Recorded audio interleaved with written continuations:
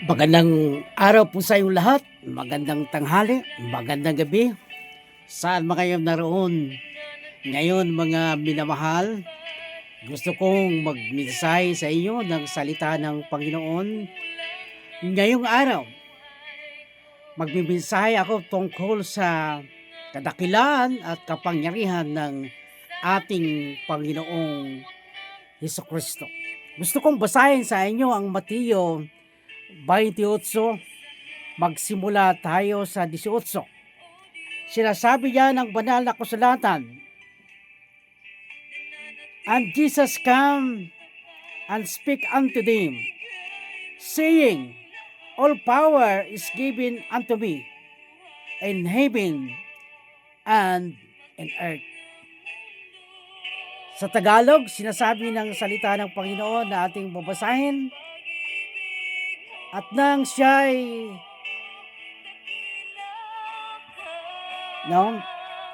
at lumapit si Jesus sa kanila at sila'y kanyang kinausap at sinabi, "Ang lahat ng kapangyarihan sa langit at sa ibabaw ng lupa ay ibinigay na sa akin." Salamat sa Panginoon sa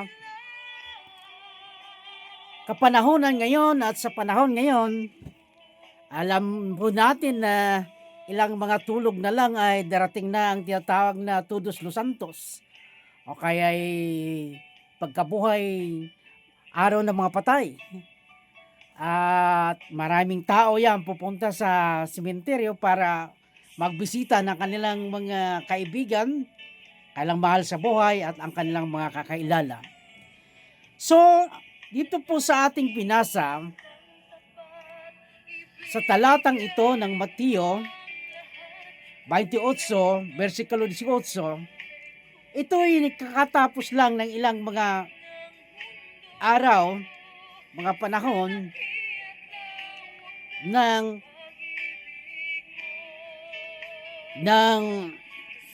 pagkabuhay na maguli ng Panginoon. Pagkabuhay na maguli mula sa mga patay. At ang Panginoon na nababuhay siya na maguli ay sinabi niya sa kanyang mga alagad, "Ang kapangyarihan sa lupa at sa langit ay ibinigay na sa akin," sabi ng Panginoon. Ibinigay niya sa kanya nung siya ay nabuhay na maguli. No? So lahat ng kapangyarihan, sabi niya, ay ibinigay niya sa akin. Kaya nga, humayo kayo, turuan nyo ang bawat isa at gawin nyo silang mga alagad. So, ano itong power na ibinigay ng Diyos sa atin? Anong power na ito na ibinigay ni Diyos na pagkatapos niyang mabuhay na maguli? Ang power na ibinigay ng Diyos sa atin bilang kumikilala at sumampalataya sa Kanya, ito yung power ng pagtatagumpay. Power of successful. Power of successful, pagtatagumpay. Saan? Pagtatagumpay sa mga bagay na gusto natin gawin at ginawa na. Kaya nagtagumpay tayo. No?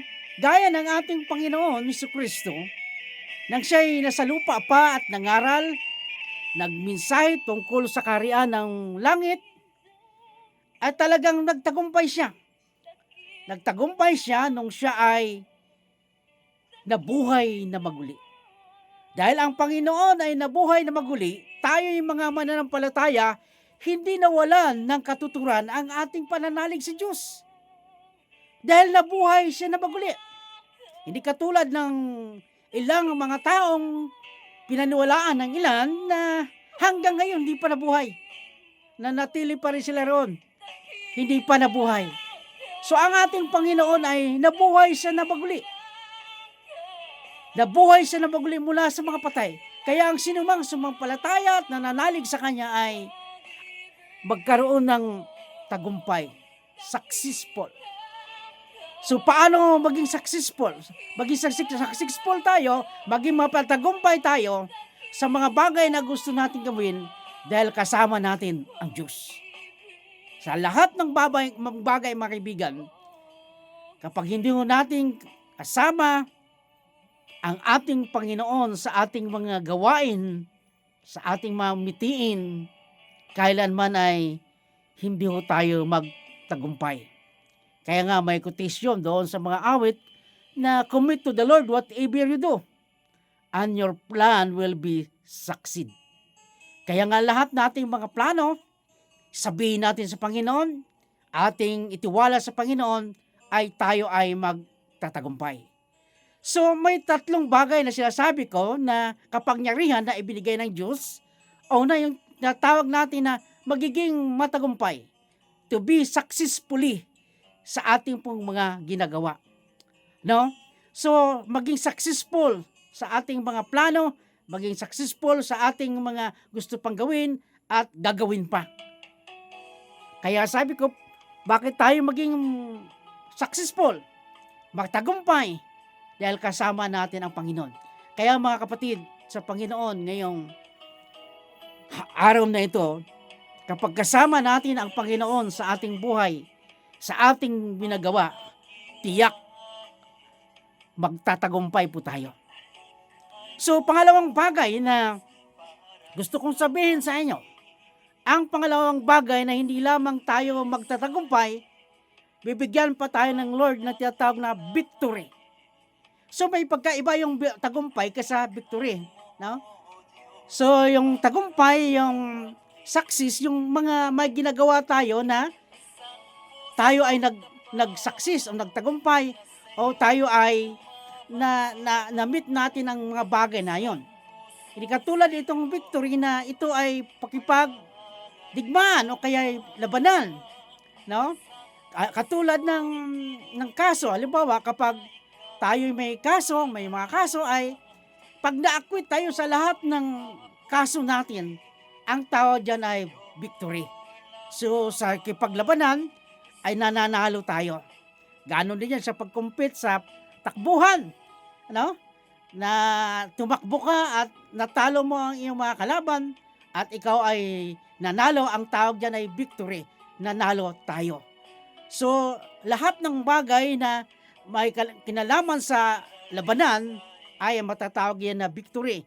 Gaya ng boxing kuminsan, no? Boxing ay kapag ikaw makaproklama na nanalo ay ang tawag na ikaw ay victory. So kaya nga, hindi lamang successful ang ibibigay ng Diyos sa atin, kundi tagumpay. Tagumpay na sa ating ginawa. Bakit tayo magtatagumpay? Dahil si Jesus sa atin nagbibigay ng kalakasan. No? Kapag wala lakas ang isang tao, hindi siya magtatagumpay. Lalo kung sa takbuhan ay mahina ang iyong resistensya at lakas, hindi ka mananalo, no? Lalo na sa boxing, kapag mahina ang iyong resistensya at lakas, hindi ka mananalo. Kaya tayo ay nananalo sa lahat ng bagay dahil may nagbibigay sa atin ng resistensya, nagbibigay sa atin ng lakas. Walang iba po kundi ang ating Panginoong Hesukristo, no? Sabi nga ni Apostol Pablo na ang Panginoon ang kanyang lakas, no? May mga bagay kasi na nakipagtunggali si Apostol Pablo, no? So mayroon siyang ipinalangin na talagang hindi maalis-alis sa kanya. Ngunit sinabi lang ni Pablo sa kanya sarili at sa kanyang mga preaching, sabi niya, "Your grace is sufficient for me." No? So yung grasya ng Panginoon ang nagbibigay sa kanya ng lakas. Kaya tayo nagtatagumpay, mga minamahal, dahil ang Panginoon ang magbibigay sa atin ng lakas. Without Christ, sinabi nga nila, we can do nothing. So kung wala si Kristo, wala ho tayong magagawa. Dahil si Kristo lang ang nakakagawa ng mga bagay na tungkol sa ating buhay. Kaya kung si Kristo ay kasama natin, mayroon tayong magagawa sa ating buhay.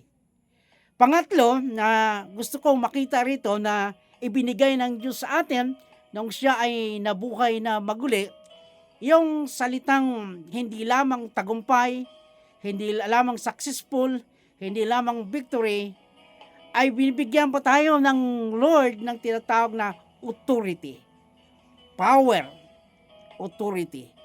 Authority to refuse sa mga bagay na hindi natin magustuhan. Authority to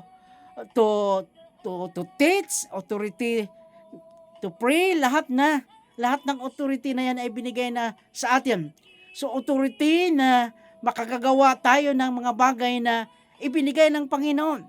Kaya nga sinabi ni Apostol Pablo, sabi niya, ako'y binigyan na ng kapangyarihan ng Diyos bilang mangangaral ng kanyang kapangyarihan. May otoridad na si Pablo na mangaral sa mga nagsalita ng Diyos. Hindi lamang sa mga Hudyo, ano din sa mga Hentil at sa mga barbaro at ilan pang mga uri ng mga tao. May kapangyarihan ang pangaral ni Apostol Pablo, no? Sapagkat ang kanyang ipinangaral ay salita ng Diyos. Ang salita ng Diyos na makapangyarihan, yun ang kanyang imiminsahe. Kaya yung kapangyarihan na yun, ng salita ng Diyos, yun din ang nagbago sa atin. Dahil wala na ibang kapangyarihan na magbago sa atin. No? Wala na ibang magbago sa buhay ng tao, kundi yung kapangyarihan lamang ng salita ng Diyos. Wala nang kaparaan para ayusin pa ang buhay ng tao, kundi ang mag-aayos lang ng buhay ng tao, kundi yung salita ng Diyos at ang Diyos. Kaya yung ilang mga tao na nanggaling na sa bilangguan, hindi nga sila nabago ng lipunan doon, hindi naman binago ng lugar na yon, ngunit binago sila ng salita ng Panginoon dahil doon nila nakilala na tagpuan ang Diyos. Kaya mga minamahal, mga kaibigan, mga kakilala, saan man kayo naroon, gusto kong ipakilala sa inyo, gusto kong ipaalam sa inyo na ang ating Diyos na pinaglilingkuran, makapangyarihan, bibigyan niya tayo ng tagumpay. No? Bibigyan niya tayo ng lakas, bibigyan niya tayo ng kapangyarihan, anumang ang ating gagawin sa buhay. Dahil ang Diyos ay makapangyarihan sa lahat.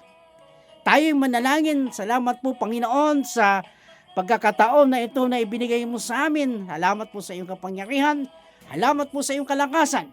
Pinupuri ka namin at sinasamba sa aming buhay. Pagpalain mo ngayon, Panginoon, ang nakikinig ng iyong mga salita dito sa media na ito, Panginoon. Sa YouTube man, sa Facebook man, pagpalain niyo sila, Panginoon. Nawa, ang iyong kapangyarihan ay siyang lulukob sa kanilang sangkatauhan upang makilala nila na ikaw ang Diyos na makapangyarihan na sumasalahat. Itong aming dalangin sa pangalan ni Jesus na aming tagapagligtas. Amen. Please, mga kaibigan, mga minamahal, paki-subscribe lang ang aking YouTube channel para maparami pa ang makikinig ng salita ng Panginoon. Maraming salamat sa inyong lahat sa pagkikinig ng salita ng Diyos. Ito po ang iyong brother Juni Arias.